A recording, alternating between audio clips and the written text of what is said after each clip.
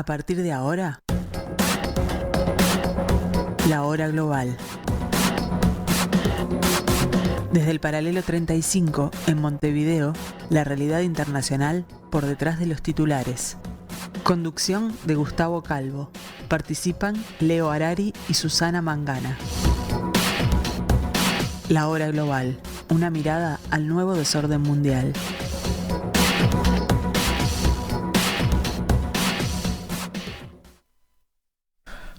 Muy buenas tardes, amigos, bienvenidos a este martes. Estamos a 5 de julio del año 2002. Como siempre digo, un poco en serio, un poco en broma, para los historiadores de dentro de 200 o 300 años, el tercer año de la pandemia. Tenemos el gusto de estar con ustedes en otra tarde de Radio Mundo, tenemos el gusto de estar con ustedes otra vez en el 1170 AM de vuestro dial, empezando otro capítulo de la hora global. Por curiosidad nomás les digo que es el capítulo 34 de la temporada cuarta, de la cuarta temporada. Ha corrido mucha agua bajo el puente, parece mentira. Y les agradecemos como siempre la presencia, esta vez también con una transmisión en video, por la cual nos pueden ver obviamente por la página de En Perspectiva, en el apartado correspondiente o la ventanita correspondiente. Estamos aquí tratando de ser un poco teóricos hoy, pero también tratando con una persona que queremos muchos y que forma parte de nuestro equipo prácticamente, aunque a veces nos lo roban de otros programas, tratando de bajar a tierra algunos conceptos teóricos que tienen que ver con aspectos económicos, aspectos políticos, con la realidad que estamos viviendo, porque esta crisis global en la que estamos inmersos nos hace recorrer un poco todas las disciplinas, porque todas las disciplinas están siendo afectadas. Ya no se trata de 500 tanques o 3 ojivas nucleares, sino que se trata de economías que ya salían de estar en off durante un año y pico, debido a una pandemia, países destrozados desde el punto de vista de los números y de sus balances, obviamente con consecuencias sociales tremendas. No solo en países desarrollados, donde quizás el daño uno lo relativiza un poco porque tiene más herramientas para responder a este tipo de crisis, sino en aquellos países que ya estaban en crisis antes de esto. Y eso es lo que nos moviliza un poco. El hecho es que estamos tratando de, junto a Nicolás Pose, a quien le damos la bienvenida. Nicolás, ¿cómo estás? Buenas tardes, Gustavo. Bienvenido a la hora global. Nos estábamos acordando recién de un programa ya muy lejano en el tiempo, en aquel debate que hicimos, ¿te acordás de licenciados en su momento, referido a la multilateralidad, donde estaba también Victoria de Santiago y Rodrigo Melgar? Y ha corrido agua bajo el puente, como decía, y Nicolás nos ha ido acompañando en alguno de los programas, siempre con perspectivas desde el punto de vista de una visión económica, estratégica, política, siempre haciendo referencia a que él viene del palo de las ciencias sociales, que ha nacido del repollo de la ciencia política y que ha sido acunado en el lugar, digamos, de la economía política. ¿Es así? Y bueno, desde ese punto de vista, Nicolás, vamos a tratar de preguntarte algunas cosas para que también entendamos un poquito la forma de pensar de la economía política. Porque detrás de cada disciplina hay una forma de ver el mundo, supongo. O varias incluso. Bueno, sí, ya me la estás complicando de más. No importa. De hecho, la economía política estudia cómo desde el gobierno, dice alguna definición que encontré por allí, muy básica, se organiza la producción, distribución, intercambio y consumo de bienes y servicios en las distintas sociedades. Estamos hablando de estudiar la toma de decisiones en los gobiernos referidas a la economía que tienen que manejar. Estamos hablando de eso, de la política a secas o de la economía a secas. Mira, Gustavo, dentro de la excelente introducción que tú realizaste, una de las cosas que yo agregaría primero para que la audiencia entienda un poquito más de dónde vengo es que yo me especializo específicamente en el campo de la economía política internacional. Es decir, que agrego una nueva capa a esta descripción que tú muy bien planteabas. Que además explica por qué estamos en la hora global. Exacto, entre otras cosas, ¿verdad? Entonces, una definición básica de inicios de curso que dictamos en la Universidad de la República, donde trabajo, es que la economía política internacional, pero creo que en buena medida también es aplicable a los estudios de economía política doméstica, es el estudio de la interrelación entre los factores políticos y los factores económicos.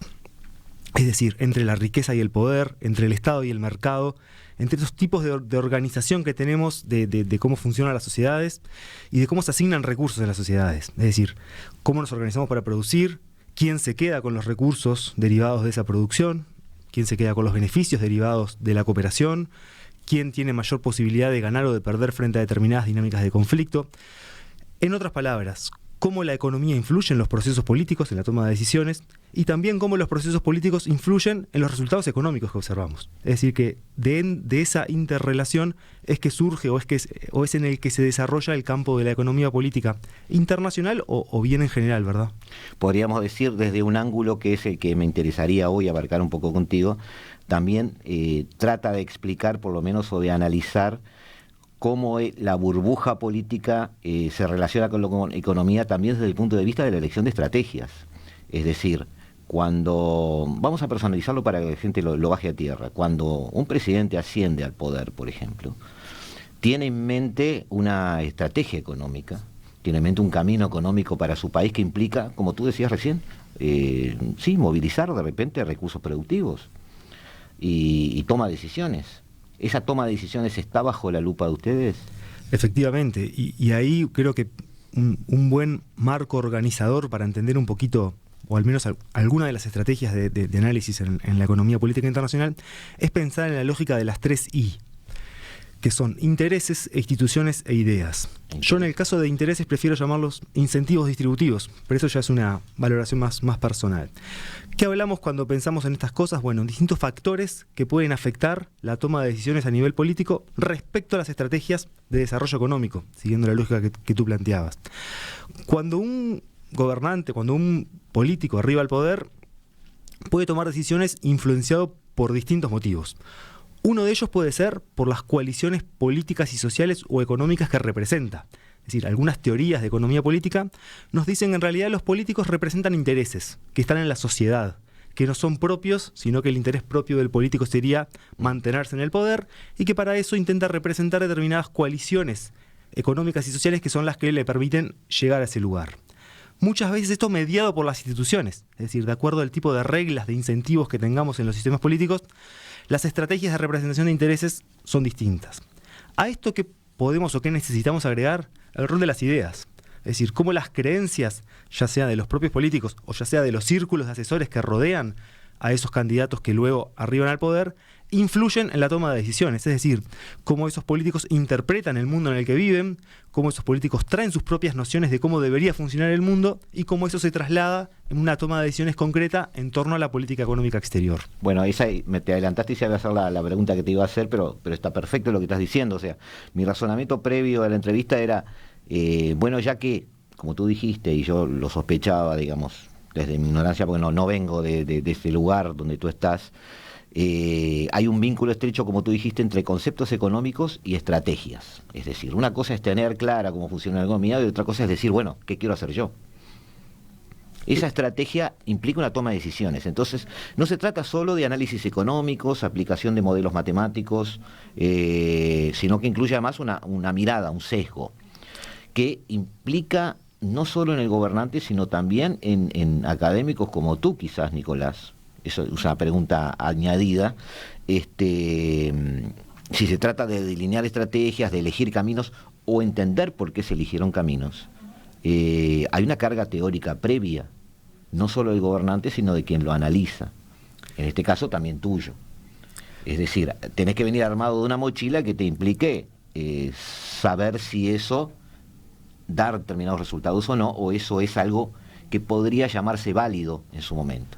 No es lo mismo el válido del gobernante que el válido del analista. No, está bien lo que tú planteas, Gustavo. En ese sentido, para que la audiencia pueda entender un poco más estos debates y esta lógica interna de funcionamiento que tenemos dentro de las ciencias sociales, cabe señalar que existen diferentes concepciones de cómo entender a las ciencias sociales. Hay algunas corrientes que plantean que en realidad sí, es muy difícil separarse de lo que son los fenómenos sociales concretos y que el investigador está muy influenciado por lo que sucede y que también trae su propia carga o sus propias concepciones políticas, ideológicas o las que sean. Y hay otra corriente que intenta, reconociendo de que evidentemente somos parte de la sociedad y que tenemos nuestras propias creencias ciudadanas, tratar de alejarnos en la mayor medida de lo posible de esas creencias valorativas y tratar de utilizar a las teorías como herramientas para explicar procesos, para explicar fenómenos que observamos. Es decir, que tenemos que diferenciar lo que pueden ser las ciencias sociales en su versión o corriente más normativa, que buscan influenciar o participar del debate sobre el deber ser, sobre cómo se deben organizar los países, sobre hacia dónde deben ir, sobre cuáles son las estrategias que deben seguir, y otra corriente de las ciencias sociales que podemos denominar como positiva o explicativa. ¿Qué significa esta segunda corriente? En la que yo he trabajado en mayor medida y a la que en mayor medida adhiero, es tratar de encontrar elementos teóricos, herramientas para explicar, para entender cómo funciona el mundo, independientemente de cuáles son nuestras valoraciones respecto a cómo debería funcionar. Dicho esto, una cosa más. Tú planteabas que, bueno, que más allá de los modelos o las formalizaciones de la ciencia económica, luego tenemos procesos políticos valorativos, cargados de ideología.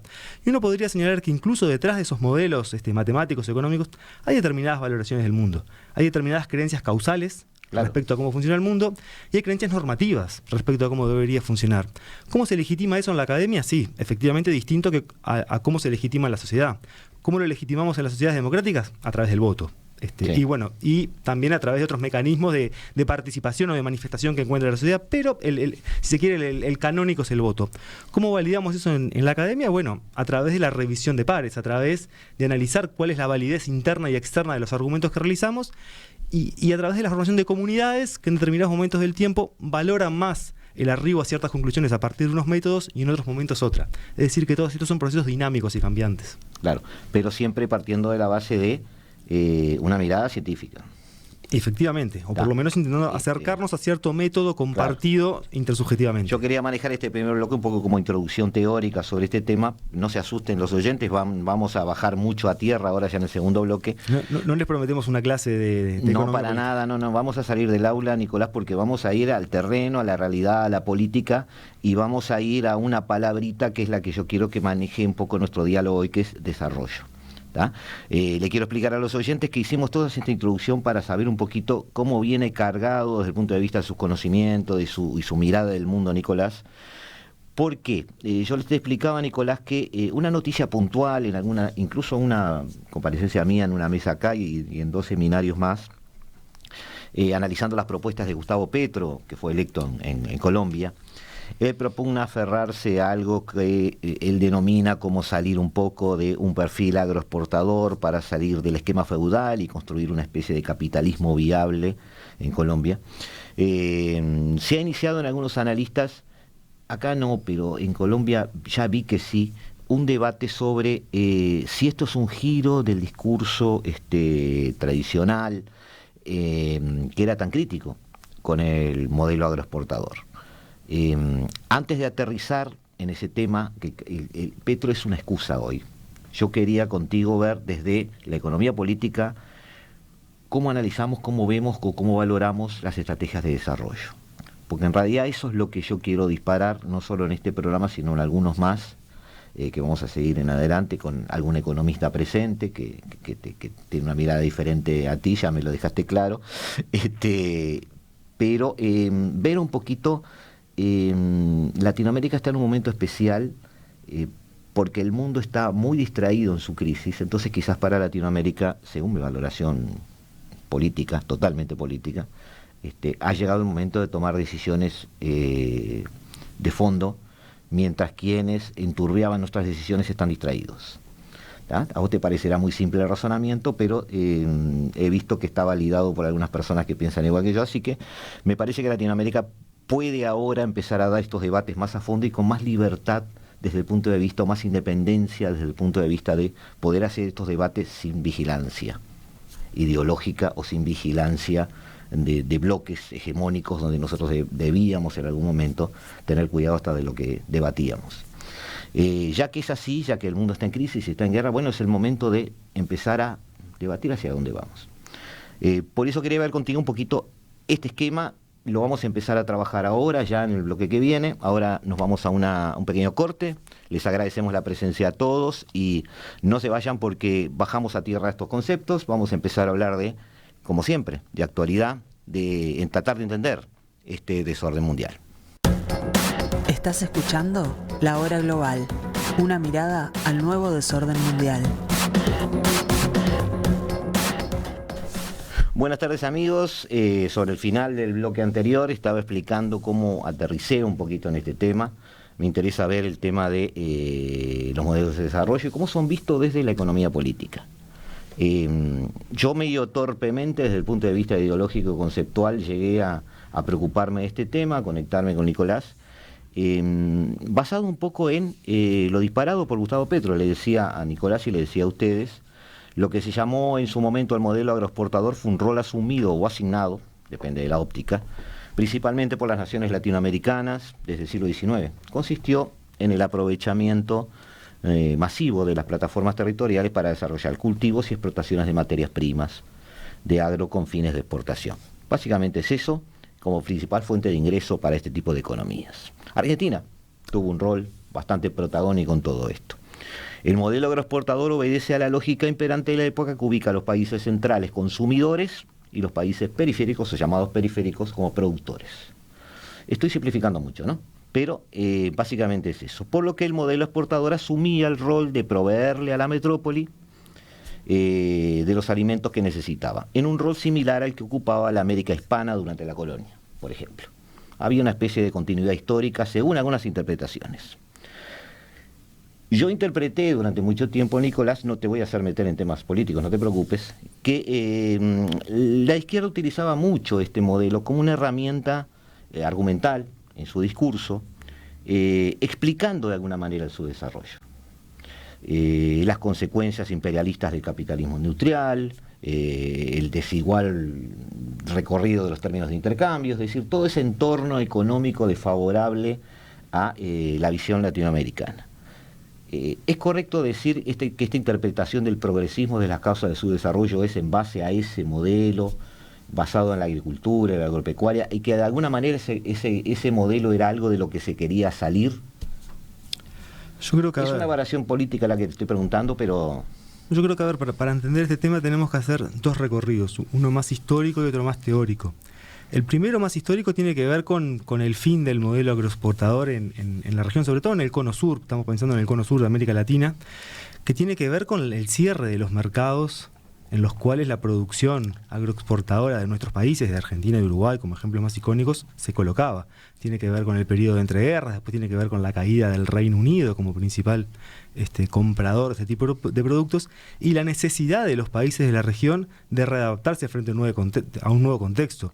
De ahí surge, entre otras cosas, el modelo de industrialización por sustitución de importaciones, que es previo en muchos casos a la teorización sobre la necesidad de industrializar a la región para alcanzar mayores niveles de desarrollo.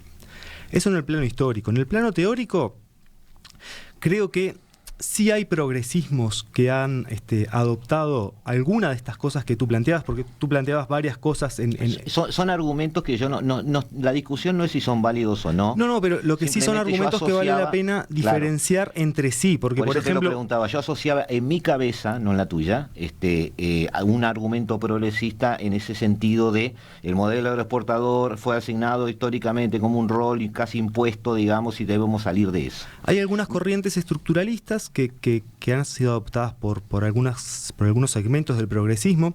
Hay otros segmentos de la izquierda que han adoptado modelos más puramente antiimperialistas, como tú también planteabas, que son una cosa distinta de lo que plantea el estructuralismo, por ejemplo, para mencionar estos dos grandes paradigmas que tú mencionabas.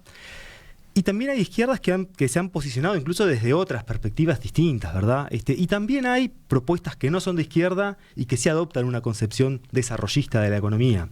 De hecho, hay un economista coreano muy conocido, Han Hong Chang, sí, un economista destacado en el tema de los estudios de desarrollo, que él siempre menciona esto en sus charlas, ¿no? Es que en América Latina y incluso en Europa Occidental, él es considerado una persona de izquierda y es criticado por las corrientes de derecha política o académica. Sí. En Corea del Sur le sucede lo opuesto. Él es considerado un economista de derecha por fomentar la creación de grandes grupos, conglomerados económicos que han estado en la base del desarrollo industrial coreano, y es criticado por las corrientes más de izquierda liberales que plantean que este vínculo entre empresas, entre capitalistas y estados, un vínculo que deja a otra porción de la población por fuera de esos esquemas. Es decir, que hay progresismos que han adoptado discursos estructuralistas, antiimperialistas, hay visiones no de izquierda que adoptan discursos desarrollistas o visiones desarrollistas, es decir que hay una relación, pero es una relación bastante compleja. No es tan contradictorio entonces que alguien como Petro, que tiene un origen de izquierda, maneje estos conceptos en ese sentido. Tenemos que incluso nosotros llegar un poquito antes. Nosotros tenemos que sacarnos la mochila ideológica al analizar a Petro. Yo creo que la ideología de los gobiernos es un elemento clave para entender sus conductas, para entender las políticas. Que eso no es algo malo. Todos los gobiernos vienen con una ideología atrás y esa ideología explica, al menos en parte, por lo general, el tipo de estrategias que persiguen. Dentro de determinados contextos más o menos habilitantes, para terminar un poco todo este recorrido histórico, tenemos que llegar a la década de los 2000, al boom de los commodities, y ver cómo, por ejemplo, las estrategias de los gobiernos de izquierda en la región, con sus distintas características, fueron menos, tratar de maximizar los retornos económicos derivados de la exportación de materias primas, y luego tratar de desarrollar mayores políticas sociales, mayor redistribución de esos ingresos a partir de esos recursos que venían ¿de qué? De la producción de materias primas, de recursos naturales, de commodities. Un poco el modelo histórico que ha seguido la región en momentos en los que ha habido demanda internacional de esos productos a buenos precios. Porque ¿cuál era una de las críticas históricas hacia este modelo? Que como tú bien decías, los términos de intercambio eran sistemáticamente desfavorables para los países de la región, y que para seguir comprando lo mismo que comprábamos antes precisábamos producir más de lo nuestro, porque lo nuestro valía menos, porque hay modelos económicos o explicaciones económicas que intentan mostrar por qué sucede esto. Pero lo cierto es que el ingreso de China a la economía mundial y el boom de commodities que se desarrolla alrededor de eso cambió un poco este esquema en los últimos años. Los términos de intercambio volvieron a ser luego de muchísimas décadas favorables a los países de la región. ¿Cuál fue la estrategia de las izquierdas? Y en parte ha sido tratar de maximizar esos recursos económicos y redistribuirlos en mayor medida. Un debate pendiente en la izquierda, y no solo en la izquierda, es cómo lograr que nuestras sociedades sean capaces, a partir de esos ingresos o a partir de maximizar esos retornos, de producir cosas que sean más complejas. El desarrollo, en última instancia, Dani Rodrik, otro economista bastante conocido, tal vez para la audiencia, plantea que el desarrollo de los países debe ser medido por la capacidad de los países, por la capacidad de esas sociedades de producir cosas cada vez más complejas. Dani Rodrik, oyente, es muy conocido por sus críticas a la globalización, su famoso trilema sobre la globalización. Es un autor que recomendamos seguir. Te agradezco la mención porque es muy valioso el concepto que maneja Rodrik referente a su crítica a la paradoja de la globalización, como él llamó a su libro, ¿no? Ese va por el lado de los apoyos políticos a la globalización y cómo en un contexto de hiperglobalización, plantea Rodrik, sostener a las sociedades domésticas en regímenes políticos democráticos sería difícil. Pero lo que yo te planteaba va más por otro lado, va más por la propia concepción de desarrollo. ¿Qué entendemos como desarrollo? Rodrik nos hace una propuesta. Nos dice la capacidad de los países de producir cosas más complejas, cosas que requieran de mayores niveles de innovación tecnológica, de inversión productiva y de la interacción entre la innovación y la producción. Eso da cuenta de que un país se está desarrollando. Y eso es parte del debate, de cómo lograr que los países sean capaces de producir cosas más complejas. Y ahí no hay recetas que estén probadas. No hay recetas, pero yo quería contigo que nos sumerjamos un poco, coloquialmente, como hacemos siempre en este programa, que nos sumerjamos un poco en ese pseudo debate para tirar algunas líneas.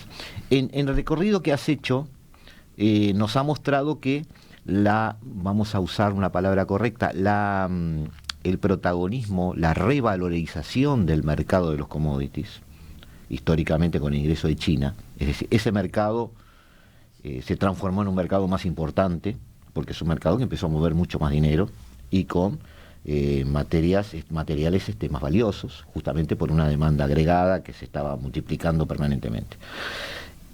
Eso, como tú dijiste, hizo que las izquierdas, nos estamos enfocando un poco en las izquierdas porque hay en Latinoamérica ahora nuevos gobiernos progresistas, estos debates se van a empezar a dar, y estos debates siempre son provocados desde la izquierda, porque es quien tiene un bagaje, digamos, cultural, académico normalmente, que desafía el sistema o propone sistemas alternativos. Entonces, siempre quien desafía un sistema o propone sistemas alternativos, ya desde la época de Sócrates, es la persona valiosa que me provoca el debate y con quien tengo que hablar. Digo, esa es mi concepción, un poco filosófica, pero te la dejo acá sobre la mesa. No importa. Nicolás, vamos a lo que tú habías dicho. La izquierda entonces empieza, como tú dijiste, a decir, bueno, revalorizamos ese modelo y nos concentramos en la distribución de los ingresos, a la redistribución de las riquezas obtenidas por eso. En el medio quedó esa intención desarrollista. Quizás porque ese desarrollismo, como tú lo mencionaste un poco de pasada, no me voy a ir a Previs ni nada de eso, pero como concepto general, está muy emparentado con industrialización. El desarrollismo era industrializar, el desarrollismo era abrir fábricas. En términos de hoy, si tenemos un adolescente escuchando, el desarrollismo era más hidrocarburos, economías basadas en consumos que hoy no son llamados ecológicos, son la vieja industria, que paradójicamente esta guerra la está haciendo revivir. Pero no importa, eso es aparte. Entonces, ese desarrollismo quedó un poco de lado en el discurso de la izquierda, en el sentido de que eran muchos los ingresos de ese sector agroexportador, que era lo que permitía a los países empezar a tener políticas redistributivas, porque tenían dinero en caja. Muy bien. Ahora, ¿cuál es el desafío? Porque como tú decís, hay que seguir avanzando, hay que tener alguna estrategia de desarrollo. ¿La estrategia de desarrollo hoy va a seguir siendo abrir más fábricas o quizás más investigación? O quizás otro tipo de economía que le haga un dribbling a los hidrocarburos? Bueno, hoy en día hay el debate... Perdona lo simple de las preguntas, pero... No, está bien, digo, el debate entre industria y tecnología vuelve a estar en el centro de la cuestión. Todos los debates en torno alrededor de la industria 4.0 tienen que ver con eso. Y de hecho las industrias, no pensadas en términos tradicionales, pero las industrias en muchos segmentos siguen siendo las actividades líderes en términos de generar o de aplicar innovación a los procesos productivos y a captar rentas en los mercados internacionales. Cuando un país se destaca por producir productos industriales avanzados tecnológicamente, esos países tienen capacidades de ganar determinadas rentas en los mercados mundiales que el resto de los países no lo tienen. Eso hay bastante evidencia empírica como para mostrarlo. Dicho esto, son procesos sumamente complejos y son muy poquitos los casos en el mundo de desarrollo industrial tardío exitoso. En América Latina se dio un fenómeno un poco opuesto, sobre todo en los países que lograron avanzar en mayores niveles de industrialización, asociado por lo general a aquellos que tenían mercados más grandes, ¿no? Porque fueron estrategias orientadas al mercado interno, que muchas veces no estuvieron lideradas por la izquierda, también vale la pena decir, Brasil, por ejemplo. Estuvieron lideradas, exactamente, Brasil es un ejemplo. Pero lo que se habla en América Latina es de una desindustrialización temprana, que es distinta a la desindustrialización que estarían experimentando, por ejemplo, algunos países europeos, que estarían tal vez en una etapa postindustrial, dicen algunos, en donde, bueno, el rol de la tecnología y de los intangibles pasa a ganar un lugar mayor que el que tenían las fábricas, como tú bien decías. Y esto está asociado en algunos casos a la transición ecológica o ambiental que está en cuestión. Pero esa es una historia de Europa. En América Latina, por lo general, cuando se analizan estos casos de que lograron cierta industrialización, lo que se habla es que han sufrido procesos de desindustrialización temprana. Y el caso de Colombia es un caso paradigmático. Colombia fue un país que, un mercado interno relativamente grande para los estándares regionales, fue uno de los primeros países en empezar a atravesar procesos de desindustrialización. El más reciente y el más, si se quiere, hasta dramático, por llamarlo de alguna manera, es el caso brasileño, en donde hasta hace 10, 15 años la industria representaba algo así como entre el 15 y el 20% del total del Producto Interno Bruto brasileño, y hoy en día ese valor está alrededor del 10%. Para un país como Brasil, con 200 millones de habitantes y con la necesidad de emplear de algún modo a una población económicamente activa muy numerosa, eso es un desafío muy distinto al desafío que puede llegar a tener países como Uruguay. Claro, pero quedándonos en Brasil, ese porcentaje del sector, de la parte del sector industrial, digamos, en la torta mayor, ¿disminuyó porque disminuyó o porque la torta creció y no acompañó el crecimiento? Depende del momento, pero hay en la medida que el sector industrial no logra crecer a niveles... Como tú dijiste, también Brasil tuvo protagonismo en los commodities. tremendo. De hecho, uno lo puede observar tanto a nivel de su producción, de su Producto Bruto Interno, como la composición de sus exportaciones. Pero lo cierto es que en Brasil la crisis de la industria es incluso anterior al estancamiento del país. La industria en Brasil deja de crecer a partir del año más o menos, después de la crisis global, tiene un pico de un repunte y luego ya a principios de la década del 2010 ya empieza a caer, cuando el PIB todavía mantenía cierto ritmo de crecimiento, al menos hasta el año 2014. Brasil y Argentina son economías que desde 2014 hasta la actualidad prácticamente no han crecido. Sí, en el caso de Argentina tiene los mismos números que en el 2014. Y el caso de Brasil también, que es algo que hablamos un poco menos porque Brasil tiene un poco más de orden macroeconómico y también porque conocemos un poco menos sobre Brasil que lo que conocemos sobre Argentina. Es más ordenado, tenés razón en eso, la economía brasileña es más ordenada. Pero es cierto que en términos de la evolución de sus productos han sido dos evoluciones muy magras en términos de capacidad de aumentar, de expandir la actividad económica en los últimos años, ¿verdad? Tenemos entonces un modelo agroexportador que era blanco de críticas en algún momento. Todo esto que estoy diciendo también influye o incluye a Uruguay, porque nosotros internamente tenemos esos debates permanentemente. Más teniendo en cuenta que somos, como dicen los brasileños, una ciudad con pretensiones de país, es decir, tenemos una gran ciudad y después un gran territorio que desde el punto de vista agropecuario maneja una producción considerable. El modelo agroexportador fue criticado en su momento, dados los giros del mercado, toma protagonismo. El desarrollismo entendido como la industrialización fabril, en base a combustibles fósiles, en base a todo ese modelo productivo, empezó a perder terreno en la argumentación, en el debate o en la defensa, quizás porque la redistribución en momentos de índices de desigualdad crecientes en Latinoamérica era un poco el problema a resolver. Debemos ser honestos intelectualmente, es decir, había prioridades. Y ahora que, como tú decís, Europa enfrenta una desindustrialización, hoy estoy un poquito trabado con las palabras, desindustrialización, que implica ir a un desarrollo entendido como desarrollo tecnológico, desarrollo del conocimiento y muchas otras variables. Quizás, Nicolás, nosotros no debamos hacer todo el camino, quizás debamos hacer atajos y empezar a plantearnos nuestro desarrollo en esos términos, en los que Europa los está planteando, y saltearnos un poco la historia. Es decir, no tenemos que pasar de vuelta por toda una industrialización a lo fabril para llegar a un modelo de desarrollo que pueda ser positivo para nosotros. Eso lo discutimos después de la tanda, si te parece. Nos tomamos un vasito de agua y ustedes, amigos, no se vayan. Seguimos acá, los esperamos en unos minutos aquí en La Hora Global, en el 1170 AM de vuestro dial, en la programación de Radio Mundo. Estás escuchando La Hora Global, una mirada al nuevo desorden mundial.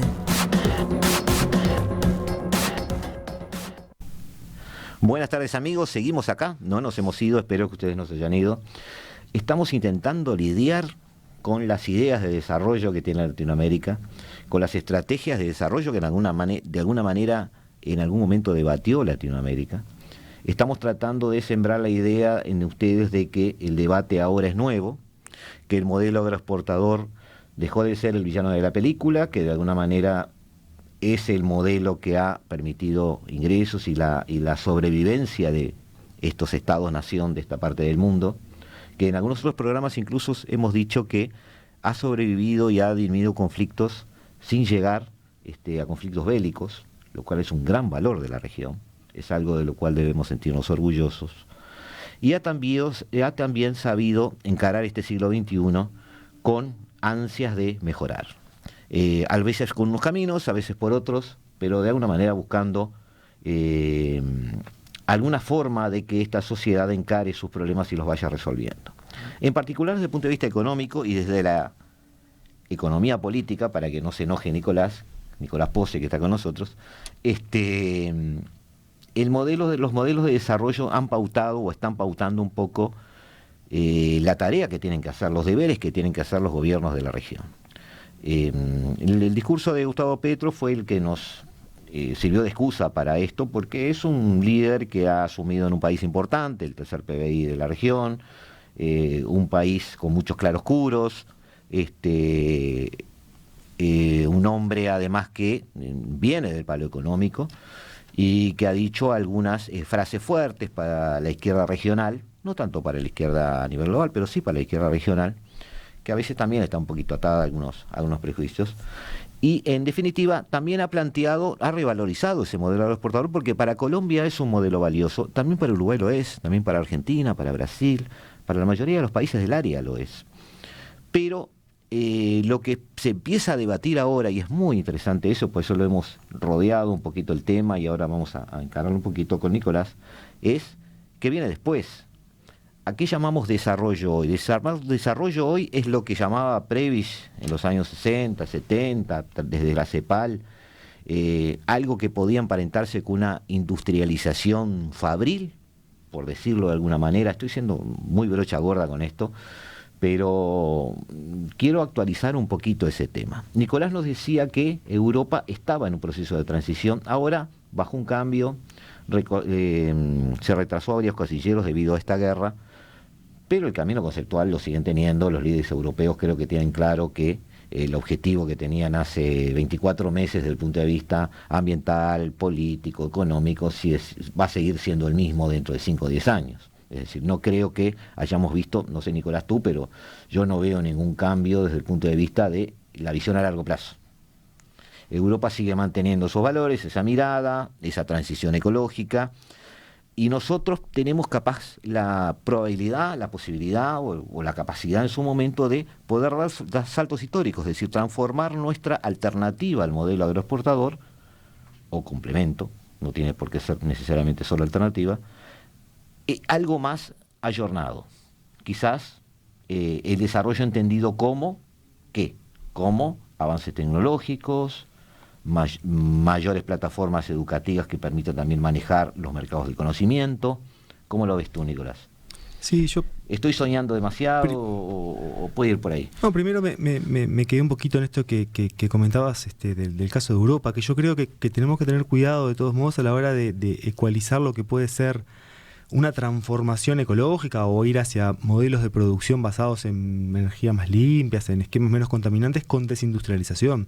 Yo creo que Europa está debatiendo las formas de reindustrializarse en esta nueva era en nuestra era del siglo XXI, y también una Europa que ha sido desplazada, al menos parcialmente, depende del caso de los países que miremos, por la emergencia de Asia, que es el nuevo actor, la nueva fábrica del mundo, y que está ganando mucho terreno en base a esa estrategia en la cual los propios países asiáticos, que inicialmente tal vez varios de ellos comenzaron con la producción de manufacturas en la cual el contenido tecnológico agregado por sus propios países era bajo, pero que esa es una historia de hace 20 años. Hay que mirar nomás el desarrollo de China nomás para entender que hoy en día la base del desarrollo manufacturero chino está en parte asociada a sus propias capacidades endógenas de generar mayor innovación, mayor conocimiento aplicado a la producción.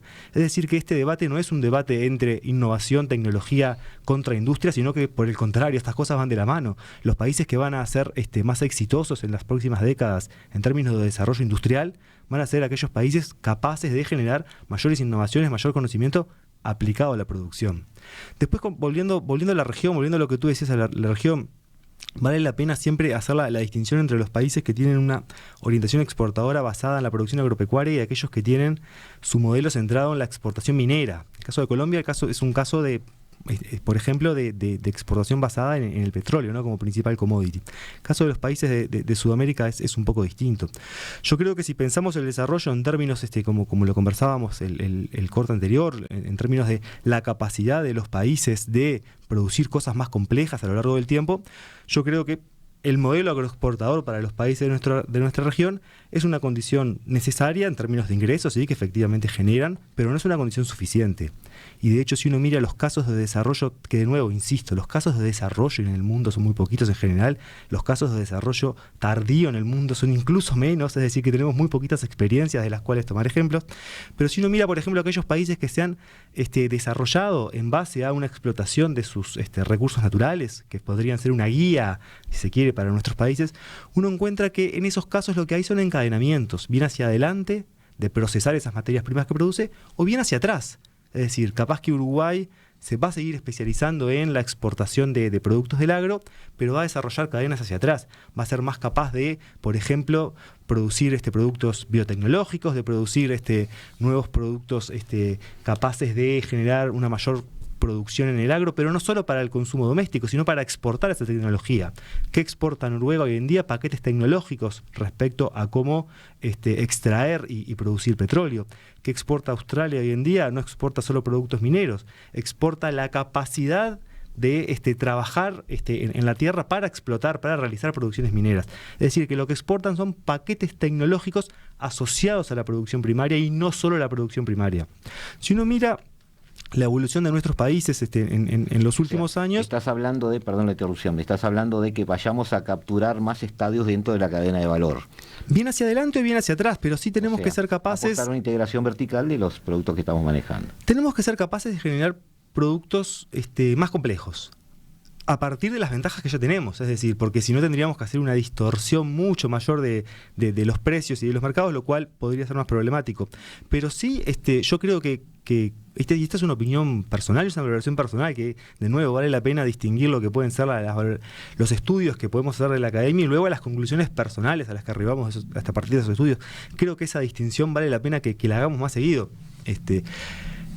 Esa valoración personal a partir de lo que puede ser la acumulación académica y también otras experiencias, me indica que el aprovechamiento de los recursos naturales de nuestros países es una condición necesaria para el desarrollo, no es una condición suficiente. Esa, si se quiere, sería mi conclusión personal al respecto. O sea, tenemos una especie de, digamos, de lugar del cual no necesariamente tenemos que salir, pero sí debemos o ampliar la burbuja o complementarla.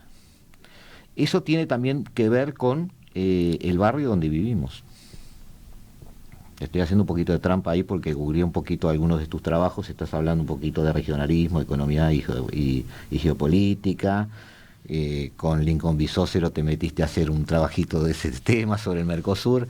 Y has trabajado un poco sobre los TLCs, sobre las estrategias de asociación, podríamos decirlo, de relación entre economías. Porque son más entre economías que entre países en realidad. Ahí tenemos una cierta dependencia tecnológica también.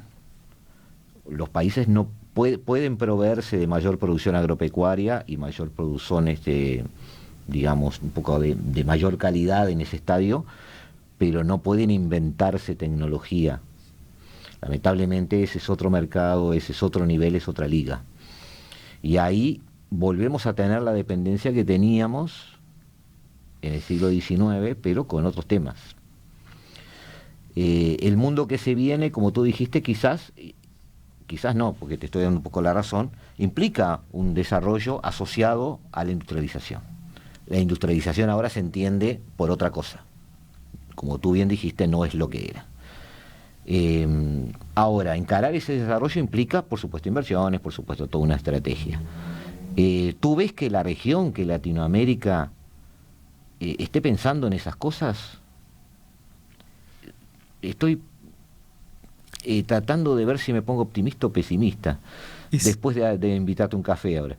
Es difícil hacer como una valoración general al respecto. Si uno mira la experiencia de América Latina en los últimos 20 años, para poner una referencia, uno encuentra que tras una fuerte crisis, primero la crisis de los 80, unos 90, medio en que los países se reacomodaron con una salida liberal, que luego a fines de los 90 mostró también sus dificultades, y uno encuentra que a principios de los 2000 y hasta mediados de la década de 2010, la región anduvo, vamos a ponerlo en términos llanos, bastante bien, y que luego en los últimos años eso se ha comenzado a revertir nuevamente o a estancar. América Latina, de nuevo, en los últimos años registra un crecimiento económico general muy bajo. De hecho, si a eso se le agrega el impacto de la pandemia, que en la región fue una de las regiones que sufrió un impacto económico más fuerte derivada de este fenómeno, la CEPAL habla de que estamos frente a una nueva década perdida en términos de crecimiento económico. Entre 2014, 2015 y 2022, la región prácticamente no ha crecido. Por supuesto que esto también genera tensiones a nivel social y genera tensiones asociadas a la capacidad de los gobiernos de generar gobernabilidad. y generar determinados esquemas o entornos a partir de los cuales pensar estas cosas. Sí. Lo cierto es que muchas veces hay urgencias y hay necesidades de gobernar el corto plazo que hacen que estos debates sean complejos. No, además Incluso agregando, perdón Gustavo, que sí, estos propios debates ya son complejos de por sí, porque tampoco tenemos, y volvemos al inicio de nuestra charla, una receta respecto a cómo avanzar en estos terrenos. Y ahí de nuevo, desde el rol del académico, yo te puedo transmitir que los gobiernos, en base a sus esquemas de pensamiento predominantes en los círculos que toman decisiones, siguen o intentan seguir determinadas estrategias. Algunos confían más en el mercado, otros confían más en las políticas productivas desde el Estado que puedan impulsar determinados sectores, sea vía producción estatal o sea vía asociación con privados, pero es una lógica distinta a la de apostar a los mercados, a que funcionen por su propia cuenta. Hay otra variante del pensamiento económico que nos dice que los mercados funcionan si las reglas están bien determinadas y están bien establecidas, y que con eso alcanza. Otros dicen que no, que se precisan instrumentos verticales, instrumentos que se conocen tradicionalmente como de política industrial, adaptados a la realidad del siglo XXI. Entonces, son debates complejos y son debates que tal vez no tienen impacto en el cortísimo plazo, lo cual también agrega una capa de complejidad adicional, porque obviamente que los gobiernos piensan sus coaliciones políticas y sociales de mediano plazo, pero también tienen que gestionar el corto plazo. Y la región en los últimos años enfrenta dinámicas bastante complejas que están asociadas, entre otras cosas, a las enormes manifestaciones que hemos visto prácticamente en todos los países de la región. Sí, hemos visto, te iba a decir eso, que políticamente los gobiernos del área no son muy sustentables, casi todos son la minoría mayor dentro de coaliciones gobernantes, donde el presidente ni siquiera tiene a veces el 30% de los votos. Tenemos sistemas de partidos muy fragmentados, tenemos sistemas presidencialistas en los cuales muchas veces los presidentes conviven con congresos que son hostiles a la orientación del Poder Ejecutivo, tenemos movilizaciones que también agregan un elemento de complejidad mayor y que han implicado la salida de gobiernos o bien la canalización institucional para ir a otros modelos que todavía están en definición, como por ejemplo en el caso de Chile. Es decir, tenemos distintas realidades regionales, pero que si se quiere están cruzadas por la complejidad, ¿no? Por parte de la coyuntura. De todas formas, Nicolás, pues ya tenemos que terminar. Pasando raya, las estrategias de desarrollo pasan por una industrialización amigable con el modelo agroexportador que ya tenemos, pero los números te están diciendo que el crecimiento fue muy bajo. Eso me hace sospechar que la región se durmió en el auge de los commodities y no hizo mucho más. Hay gente que lo dice explícitamente, y que hay muchos deberes todavía pendientes para la región, con gobiernos endebles y poco sustentables. Pero de todas formas yo creo que los debates que se están dando son bastante actualizados, a pesar de la endeblez de la política. Hoy nadie está en la región llevando el debate a extremos ideológicos. Tú hablabas recién del gobierno y privado, digamos, el tema de la actividad, de ese balance entre la intervención gubernamental y el mercado en sí. Creo que la mayoría de los estados, no sé si compartís como último pique, la mayoría de los estados de la región están manejándose en esa área intermedia donde buscan el equilibrio. Es decir, ya no vemos discursos de, ¿cómo te puedo decir?, de reformas agrarias masivas, nacionalizaciones masivas, ni de un abandono del gobierno de sus funciones, dejando todo libre mercado. Es decir, aquellos debates de los años 60, 70, 80 han muerto, en mi parecer, y hoy tenemos gobernantes más actualizados, pero con esas debilidades. ¿Compartís la visión? Sí, de nuevo, desde el estudio de la economía política, muchas veces estudiamos las coaliciones políticas que sustentan los determinados proyectos políticos y económicos. Y ahí uno encuentra, insisto, en la región en general, encuentra una fuerte fragmentación de las coaliciones políticas que pueden llegar a impulsar distintos modelos de desarrollo. Que no es lo mismo que polarización. No, son dos fenómenos distintos, sí, son efectivamente. Distintos, porque se habla mucho de polarización, también, pero en realidad hay una fragmentación. No, pero está bien, la polarización a veces también nosotros estamos centrándonos en un eje del debate, que es el eje de cómo fomentar el desarrollo, ¿no? Lo que ha guiado nuestra charla, pero hay otros ejes, hay otros clivajes que también generan en algunas sociedades mayor polarización y en otras menos, es decir, porque a todo este debate sobre cómo producir más y cómo volvernos más ricos, para ponerlo en términos llanos, después está todo el otro debate sobre cómo distribuimos esos recursos. Y después hay todo otro debate que es cultural y que tiene que ver con valores culturales que en los cuales las sociedades tienen distintas visiones en su interior y que también agregan elementos de complejidad a cómo se organizan las coaliciones políticas, económicas y sociales que pueden sustentar proyectos políticos de desarrollo. Es decir, que son fenómenos complejos que, bueno, que los podemos investigar y que mucho menos, creo yo, que investigarlos podemos generar como recetas o fórmulas no era la que nos guíen la acción, ¿verdad? Creo que lo que podemos aportar, por lo menos desde el análisis académico y orientado al diálogo con la sociedad, es tratar de entender algunos fenómenos y de forma muy acotada y contextual, ¿no? Vale la pena ser un poco humildes con nuestras propias herramientas que tenemos de la academia para entender estos fenómenos. La idea lo hablamos desde el principio, no era recetas, lo hablamos antes de una entrevista incluso, sino dejar sobre la mesa el tema del desarrollo como un tema a atender, en qué está la región en ese tipo de debates, cómo la economía política nos puede guiar un poquito en el sentido de ver que más o menos los caminos sospechamos son los que son. Lo que quizás esté faltando es, no voy a decir voluntad política porque no sería honesto desde el punto de vista intelectual con eso. Hay mucha voluntad política de la mayoría de los líderes latinoamericanos. Hay herramientas complicadas en un momento complicado, y muchos temas para atender. Pero hemos cumplido con tirar encima un poquito de la mesa de la bomba. Seguiremos en programas siguientes tratando de ver un poco los caminos del desarrollo, cuáles podrían ser. Seguramente te invitemos para profundizar eso, bajando más a tierra, quizás con la presencia de algún economista. Y bueno, y nos volvemos a ver porque la idea es seguir este tipo de cosas. ¿Te parece valioso el debate? Por supuesto. Y creo que Latinoamérica necesita empezar a definir estos temas y sacarse encima esas mochilas de los años 70, 80, 60, o pónganle la década que quieran. Pero ya está. Ya estamos en otro eje, y hay otra generación y hay otra realidad. Amigos, le agradecemos a Nicolás Pose la presencia, nos tenemos que ir, los dejamos como siempre con la mejor música del mundo, en manos de quien la puede manejar, obviamente, Eduardo Rivero, y nosotros nos volvemos a ver como cada martes y cada jueves a las 15 horas, aquí en el 1170 AM de vuestro dial, aquí en el programa, en la programación de Radio Mundo, en este pedacito de la programación de Radio Mundo que hemos dado en llamar La Hora Global.